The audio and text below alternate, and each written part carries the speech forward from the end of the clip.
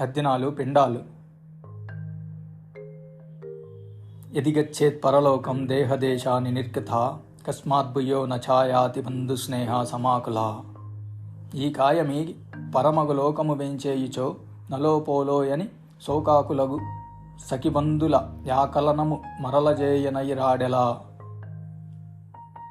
చనిపోయిన తర్వాత దేహాన్ని వదిలిన జీవాత్మ పరలోకానికి వెళ్లడమే ఖాయమైతే అయ్యో బాబోయ్ అంటూ గుండెలు బాదుకొని లబోదిబోమని ఏడ్చే భార్యాబిడ్డల గోడు విని ఆ లోకాలకి వెళ్లిన వాడు మళ్లీ ఈ లోకానికి ఎంచేత తిరిగి రాడు అని చార్వాకులు నాటి వైదిక పురోహిత వర్గ బైరుగెడ్డాల్ని సోంబేరుల్ని దిమ్మ తిరిగిపోయేటట్టు ప్రశ్నించారు.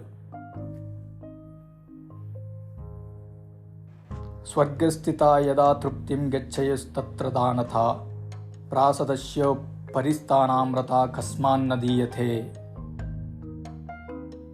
దానంబిచ్చినచో స్వర్గానంబడియున్న వారు కడితృప్తుంబడగా నిటమేడల నుండెడు మానిసమూకలకు నేలమిరి యుయురహో.